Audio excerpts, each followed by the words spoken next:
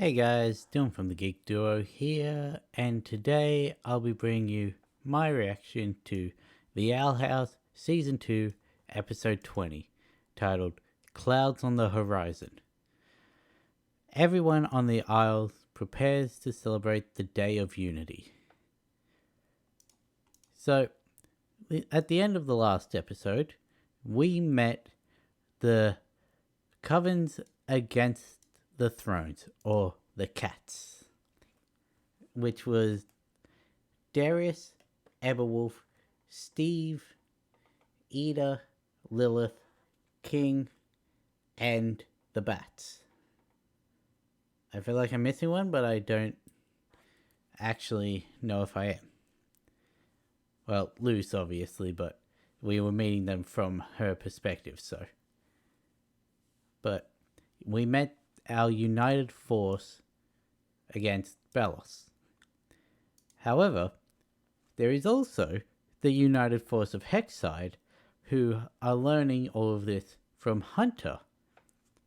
So it seems that in this episode, the most logical thing would be that both of them meet up so that everyone knows who is working with who. Luce knows that Hunter is at least safe and that he's informed all her friends what's happening. Amity and that can tell her about what happened with Head Witch Grey, so they know not to trust him. I wonder if we're gonna get a payoff from Amity's line in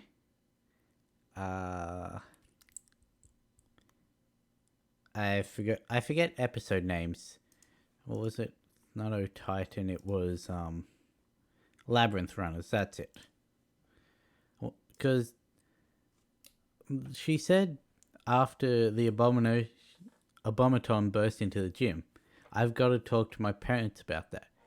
So that, combined with what the artwork that Rebecca Rose tweeted out, because yes, I did follow her on Twitter. I was hoping that she'd be posting the secret codes in each episode now that she's no longer doing the episode breakdowns. But it didn't happen, and now in my emails I get snippets of people's tweets, and I saw that the episode was this one had some interesting things in it. So I'm guessing that is in relation to something I've previously discussed. I'm not trying to give away what it is, but if you're watching this, you've probably either already seen the episode or you know about what happens. Anyway, a portion of the episode will be down below with the subtitles starting in 3, 2, 1, go. Why did you not actually go? Ooh, we're starting with the portal door.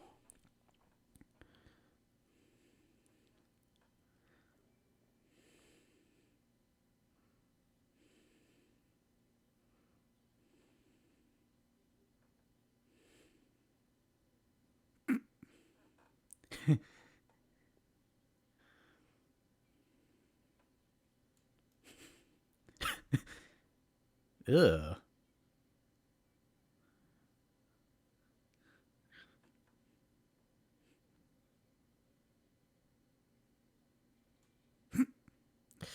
Oh god.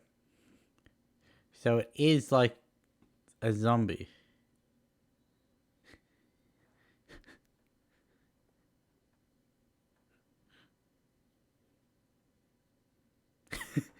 You really are a kid.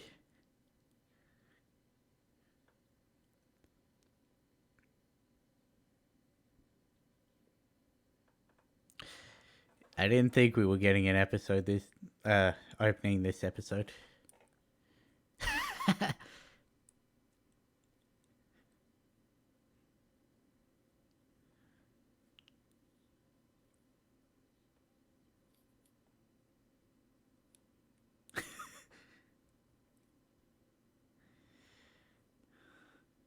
Did she have a plant?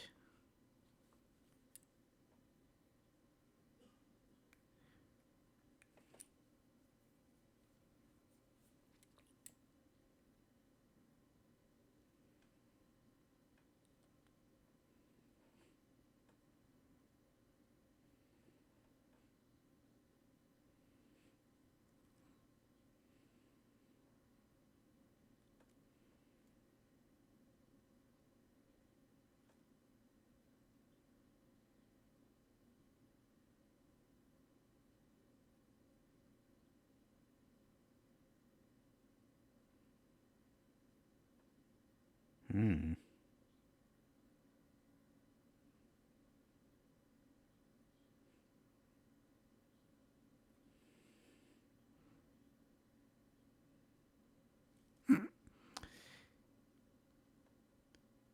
Yeah, I don't think that's gonna hold up.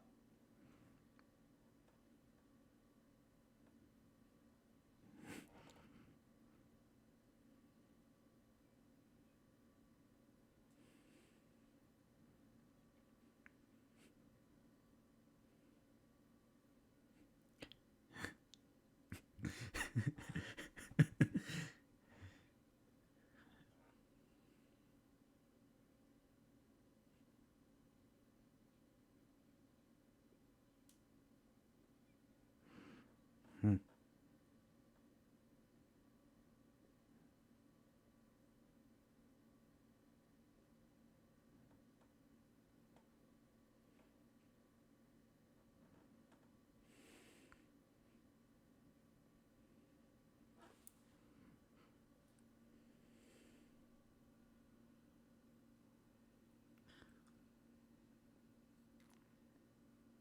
Hmm.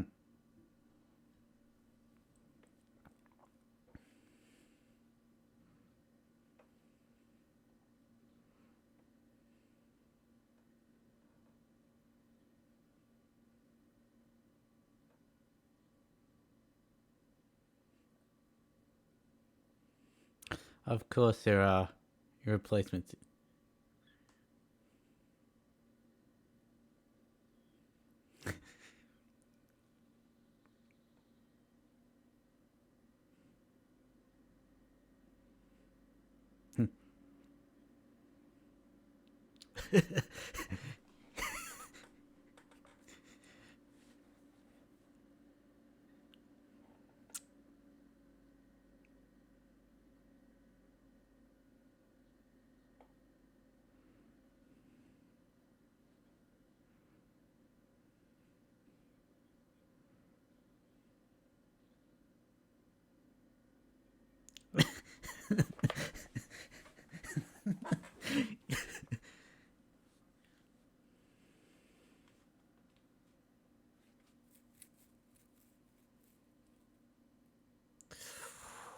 Oh,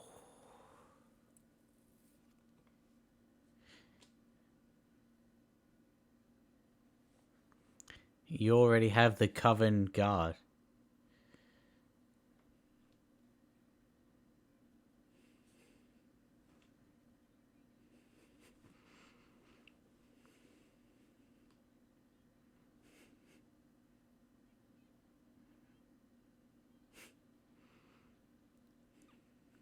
I thought the Emperor's sigil would have been a problem, but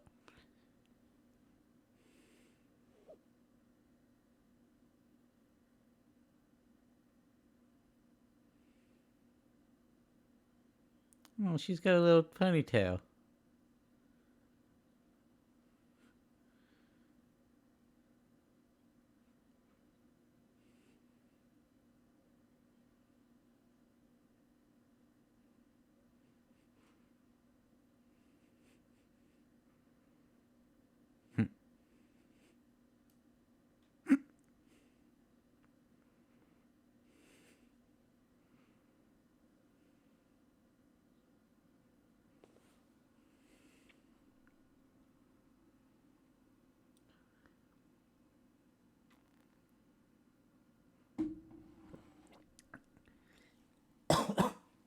I mean, now you know why.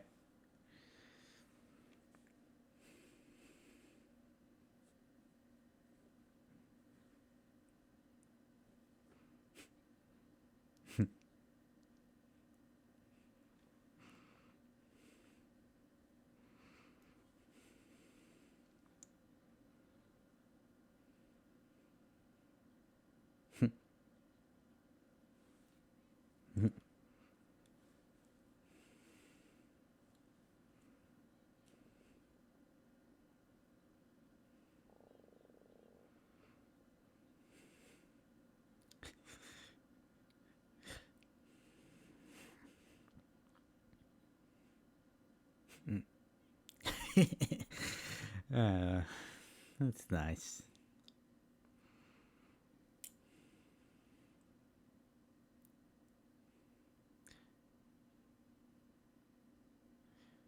So how are they going to get there? Is she giving them Albert or?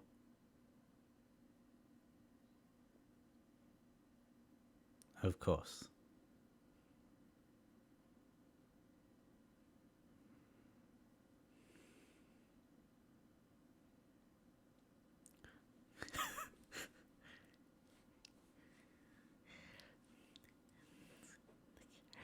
Yes.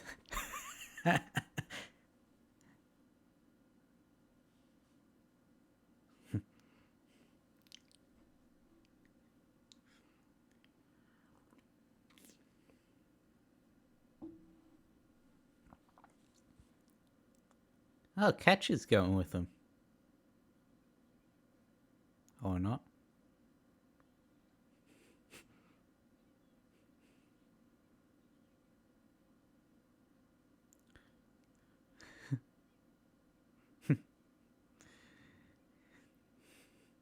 They got new outfits. I also realized Luce isn't in her tights.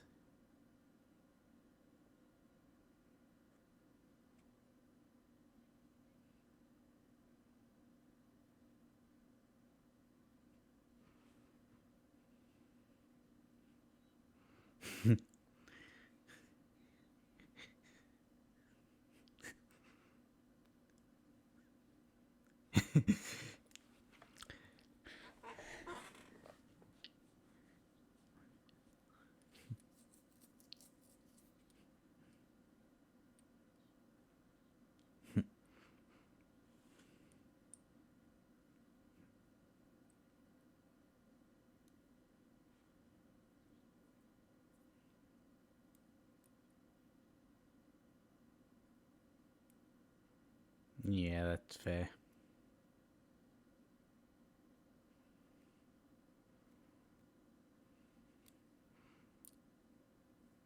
They're gonna tell them.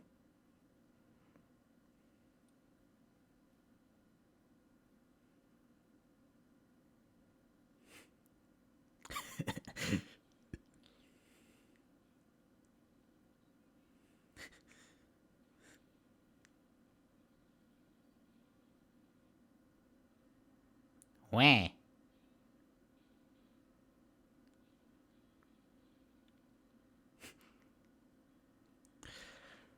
They really are some powerful kids.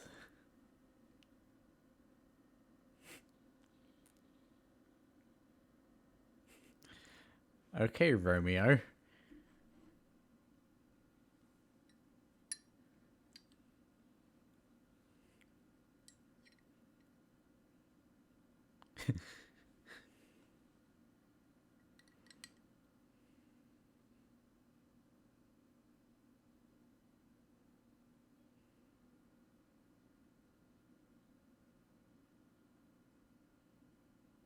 Knock knock.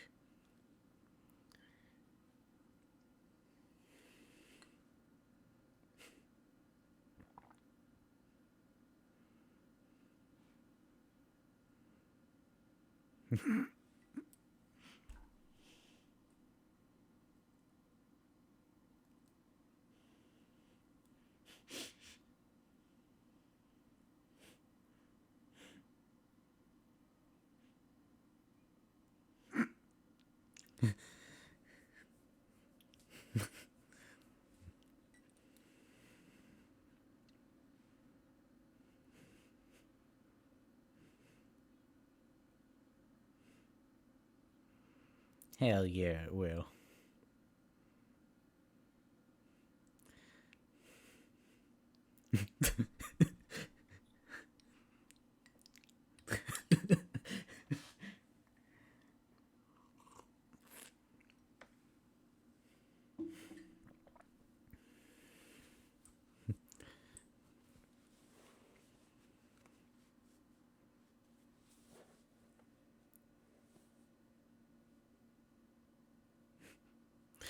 Of course, he's got to have a brooding pose.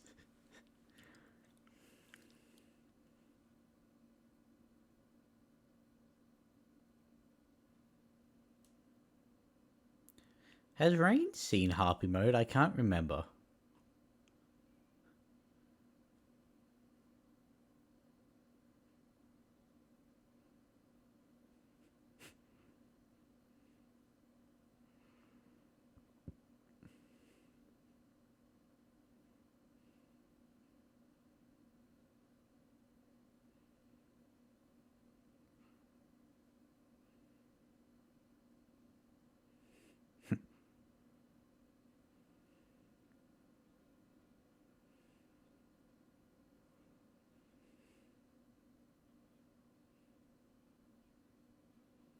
I mean, that'll be easy with Rain.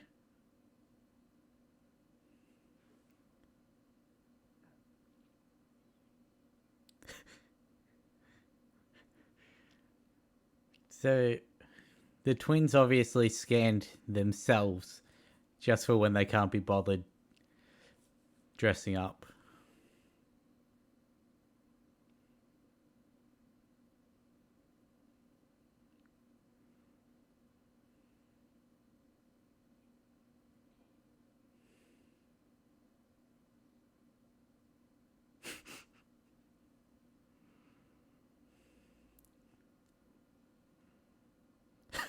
Great.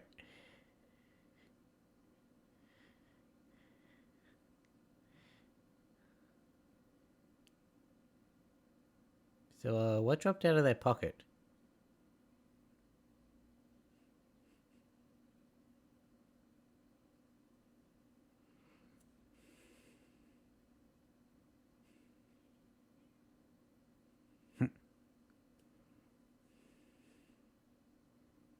Oh, it's just a bag of Hex Mix.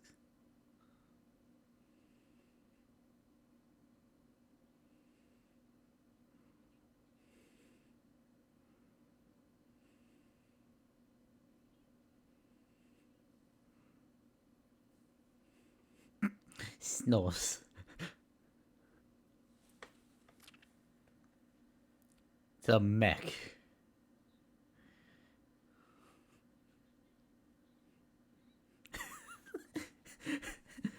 No, it's an Emperor's gun. That makes sense.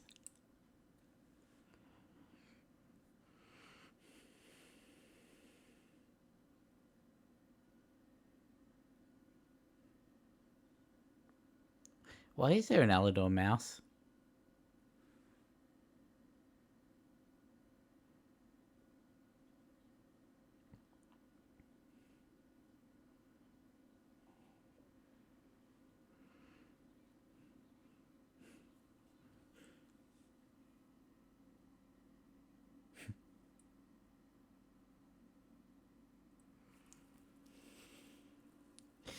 Yeah.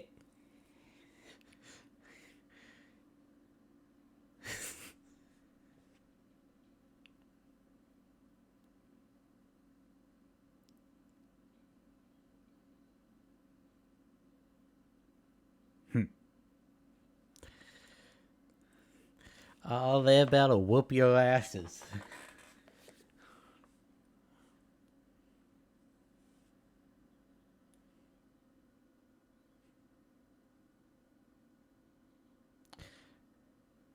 Why do the Wild Witches always have cool humanoid designs?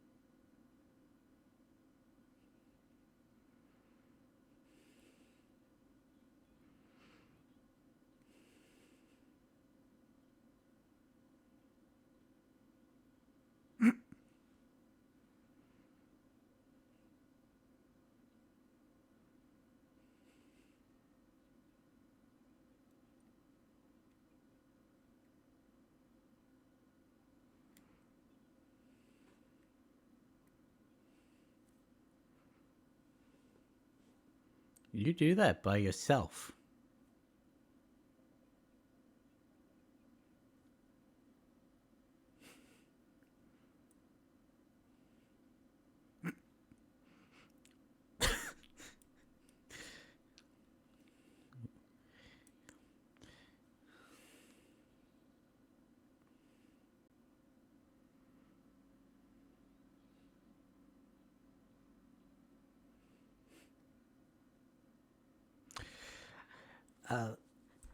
Great, now I have that playing in my head.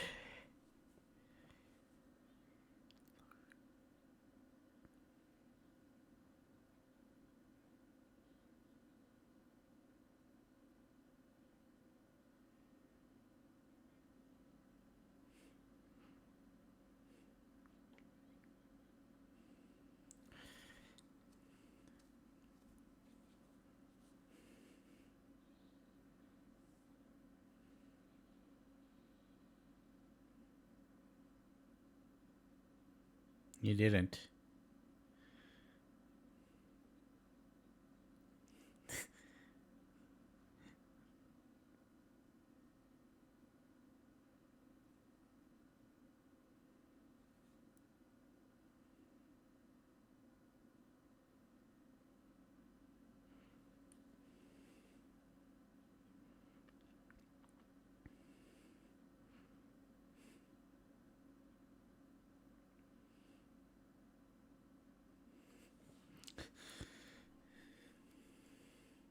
Why? Because he has morals?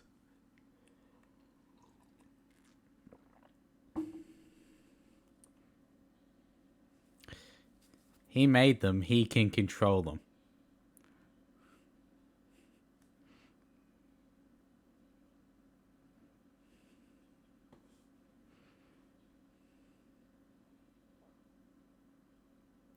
Hang on. Oh, shit. I just saw they switched it up. That's loose that Kiki's got.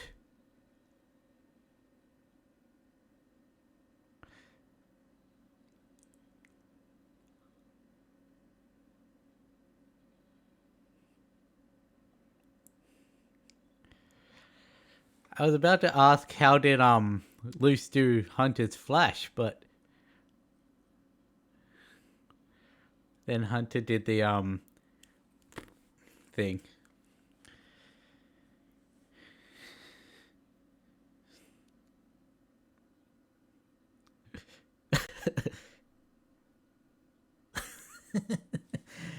uh.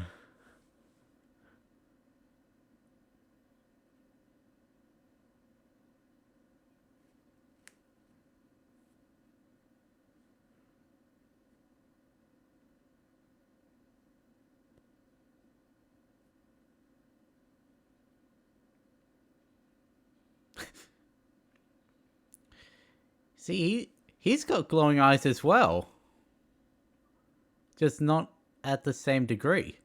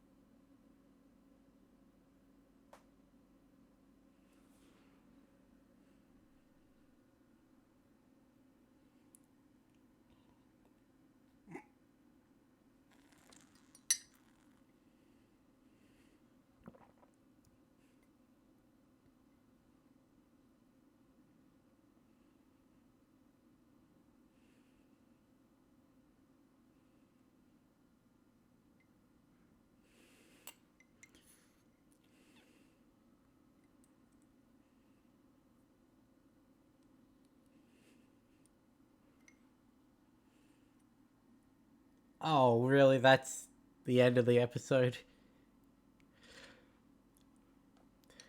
That was a very satisfying episode. Um, I wonder if King is going to actually have a proper conversation with the collector next episode, because first he dreamt in the realm and the collector realized about their connection. And then he heard them venting about Belos possibly going back on the plan because, well, we know Belos is definitely going to go back on their plan, so I guess, is that going to happen in the specials next week? See, this episode was what I really wanted for the Blight parents. Yes, even back in Escaping Expulsion, we found out that Alador was nothing like Odalia. They were both bad parents. He was the one that was speaking in Amity's flashback in Understanding Willow about finding friends that are more worthy of the Blight name. Which, by the sounds of it, was probably Odalia's speaking through him. But in that episode, a lot of people realize he's just there to focus on his science, and he doesn't really care about the business side of stuff. He was actually interacting with Luce in a non-controlling way. He stood up to Odalia at the end of that episode when she tried to keep them out of Hexside, even though she made a promise. Then, again, in, what was it called? When they had the episode of Amity and her father at the fight. The Bonesborough Brawl or whatever it was. Was it that one? No. Reaching Out. That was it. When Amity wants... No. Was it? Yeah. Reaching Out. He actually saw Amity stand up for herself, willing to stand up to him for herself, and he's like, oh shit, my children are actual people. They're not just more of my creations. Like, Odalia, she is the emotionally and most likely verbally abusive parent. He is a neglectful parent. They're very different. Neither is good. One can be worked on a hell of a lot easier than the other. Because with this one, they basically have to change their entire thing. Their entire way. Whereas this one, they just...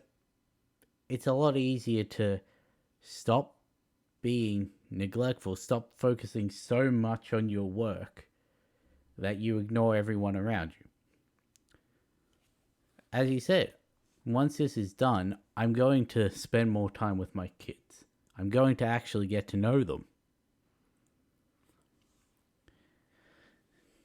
And I think that's the distinction that most people picked up on, even in the first proper screening of the Blight parents.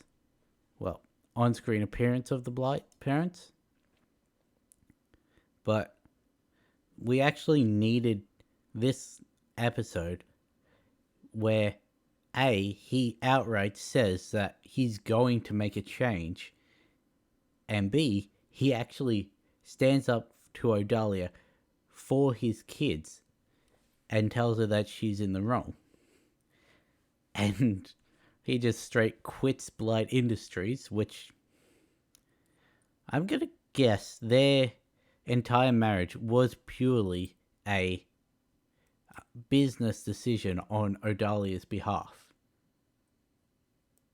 Oh, that's gonna be real funny, because I guess technically this now means that Alador is a part of the bats, not bats, the cats,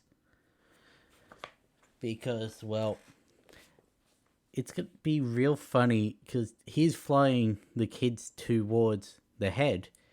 How's Darius going to react to having to work alongside Alador? Because they were friends, and I'm willing to bet that Odalia is the one that drove them apart, capitalizing on Alador's more scientific approach to magic versus Darius's transmutation way of doing abominations, seeing that as not worthy and just taking away one of Darius's friends so she can exploit him for her financial gain. That's what I'm picking up and is inferring from this episode. So it'll be interesting if Darius and Alador have a more amicable relationship at the end of this. Just to see them two fighting side by side would even be interesting. But also, how the hell did